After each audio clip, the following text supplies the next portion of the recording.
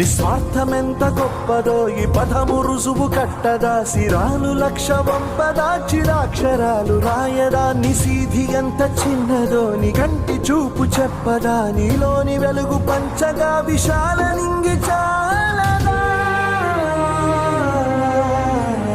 మనుష్యులందు నీ కథ మహర్షిలాగా సాగదా, మనుష్యులందు నీ కథ మహర్షిలాగా సాగదా.